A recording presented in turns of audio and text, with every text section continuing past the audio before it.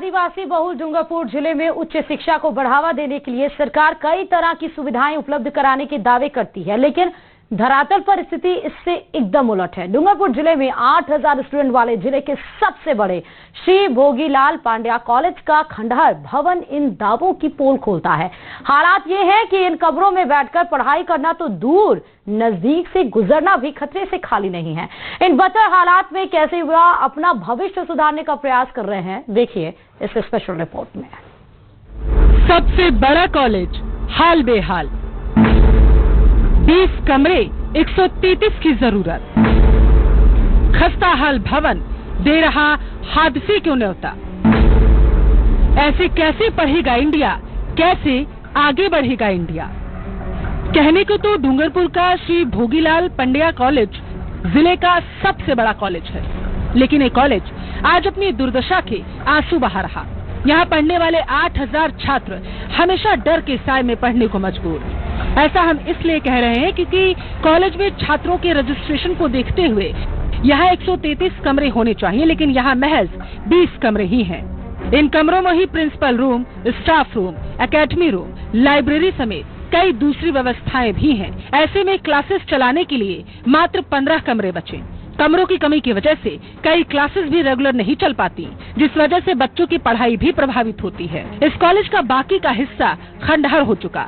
पुराने भवन की हालत भी, इसकी छत, दीवारें, सब कुछ खत्म हो चुका है। इसकी बानगी है, प्लास्टर कभी भी गिर जाता है, छत टूटकर गिर सकती है तो दीवारें भी सुरक्षित नहीं। इसके नीचे बैठकर पढ़ाई करना तो दूर, नीचे से गुजरना और आसपास खड़े रहना भी खतरे से खाली नहीं। यहाँ पढ़ने वाले छात्रों को हमेशा डर लगा रहता है कि ना जाने कब छत उनके ऊपर गिर जाए। कॉलेज की बिल्डिंग जो आधे का जो भवन है वो आधे से भाग खंडर अवस्था में है, क्योंकि बारिश के दिनों में कई भवन ऐसे जो यहाँ विद्यार्थियों को बैठने में कई समस्या आती है, क्योंकि बारिश के टाइम में कई भवन ऐसे हैं जो कभी भी गिर सकते हैं। जिससे डूंगरपुर जिले का सबसे बड़ा विद्यालय, लेकिन यहाँ के जो भवन है वो काफी खस्ता हाल है और पूर्ण रूप से खंडर। सिर्फ आगे का जो भाग है वो अभी तक सही सलामत है।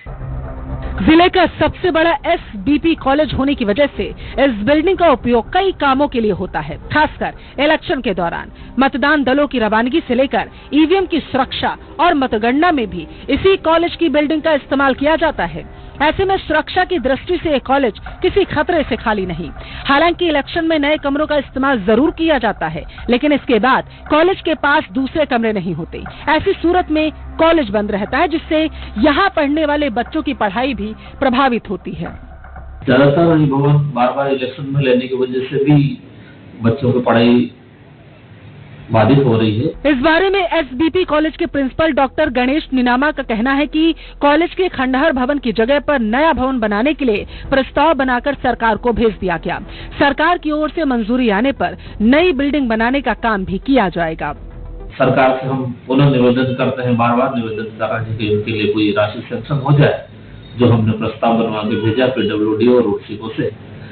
लगभग 126 करोड़ रुपए का प्रस्ताव बनाया है, ताकि पुनर्निर्माण किया जा सके इस महाविद्यालय का और अच्छी शिक्षा दी जा सके।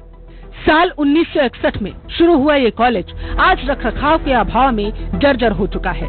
PWD ने तो इस भवन को गिराने तक की बात कही। वो तो गनीमत है कि अभी तक यहाँ कोई हादसा नहीं हुआ, लेकिन सरकार और प्रशासन ने इस पर ध्यान नहीं दिया तो कभी भी बड़ा हादसा हो सकता है। डूंगरपुर से न्यूज़ 18 के लिए जयेश पवार की रिपोर्ट।